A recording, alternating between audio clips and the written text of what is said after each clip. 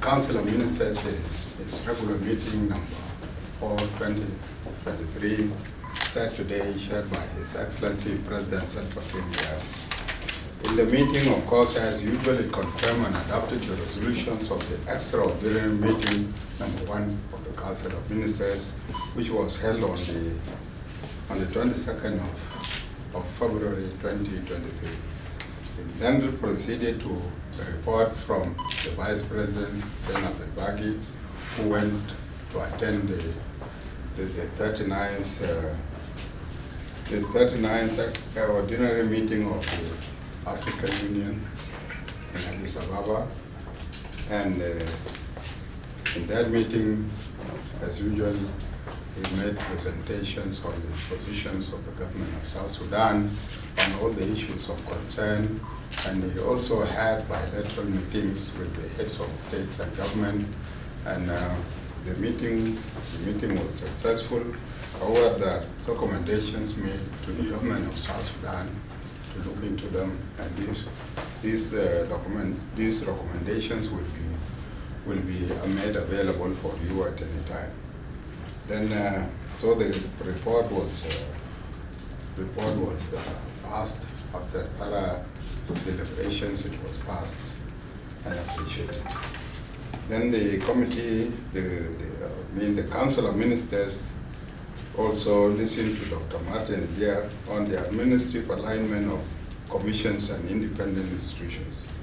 Of course, as you know very well, a lot of people have been asking about the progress made in the institutions and commissions on their distribution and so forth.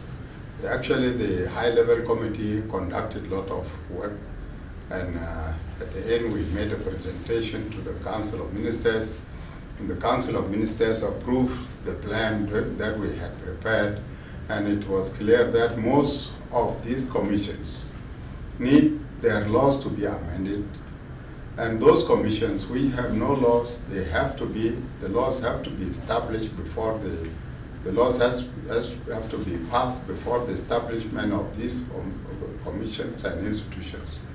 So the plan was passed by the cabinet, and the Minister of Justice is advised to prepare and start amending all the commissions that need amendments, and start drafting laws for those commissions that need laws, after which they will be established in accordance with the provisions of that law and the agreement. So after thorough deliberation, it was also passed, and we proceeded thereafter to the Minister of Finance and Planning, who made a presentation on behalf of the Population Census Bureau. South Sudan Population Estimate Survey 2021 was presented today. Of course, it was a survey conducted by the Bureau of Statistics, and in that assessment which was made, which they call estimation. Estimation is less in weight than actual population census, because it is only done on a numerical basis and sporadic assessment using the satellite, of course. And if you are using the satellite sometimes can commit a mistake. When there are clouds in that area, it will not be in a position to take a proper images that will support the statisticians and enable them to calculate out and see how far is it to. Anyway, according to the presentation made, the population census of South Sudan, the estimated population of South Sudan at present, or in 2021 when it was prepared, is within the range of 12,444,018. This is the approximate consideration or estimation, and of course this does not mean that it is not a substitute to the population census. But it is an indication in that we have increase in population. Because the last population we were I think 8 million, according to 2008 population census, and this time the assessment is within the range of 12 million, and as such, it is of course it indicates that there is a progress.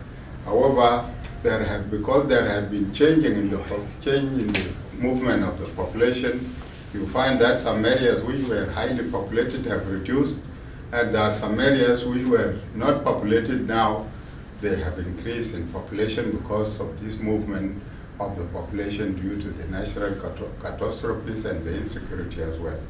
So that was the presentation made by the minister, and which was prepared by the National Bureau of Statistics in September 2022.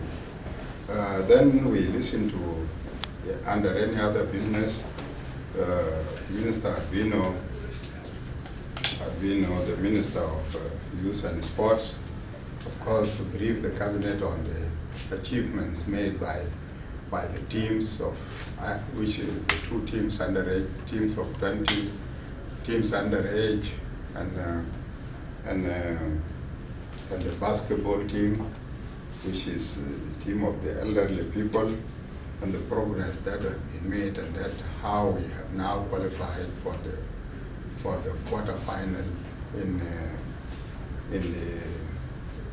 the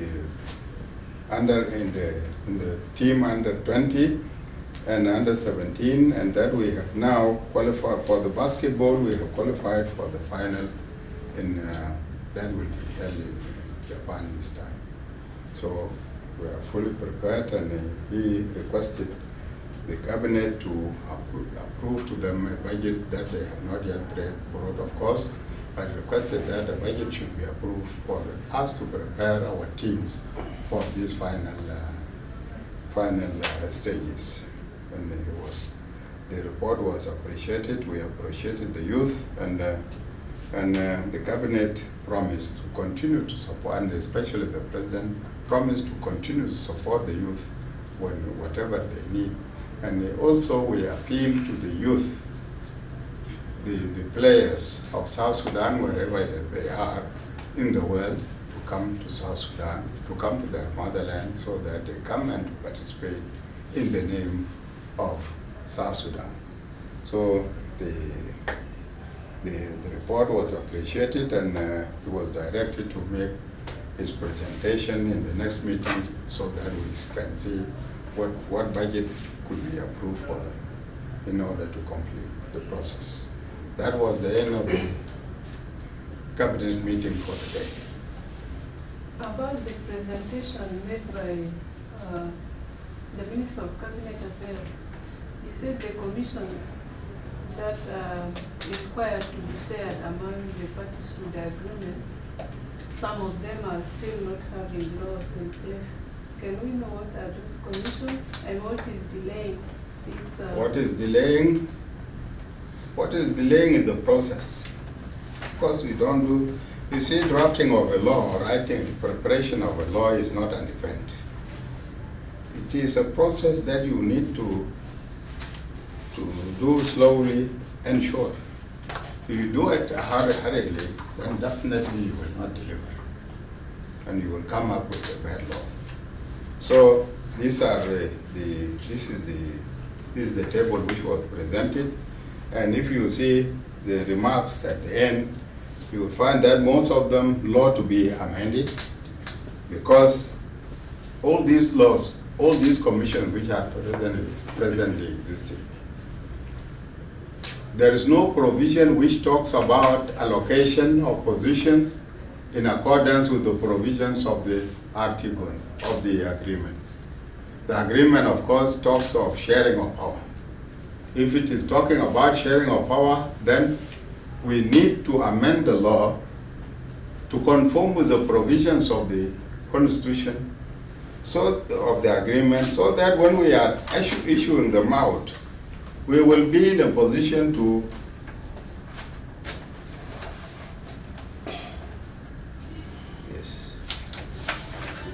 will be in a position to issue them this way. Now the Anti-Corruption Commission. The staff, of course, were not appointed on representation of the parties. If it is to be appointed by representation of parties, then out of this board and management, the IT GONO will have 55%. The SPLM-IO will have 27%. SOA will have 10%, and OPP will have 8%. All these percentages were not, because when those institutions were established, there was nothing as such. With the coming of the agreement, we had to allocate them in accordance with these percentages. And we cannot just allocate them without amending the law first. So these laws which are existing, or these commissions which are established by law, we have to amend these laws so that we give the ratios accordingly. And for those commissions which were established by the agreement, we have to enact their laws so that they are established in accordance with the provisions of those laws. And these new laws will definitely be in accordance with the provisions of the agreement. That is where we are.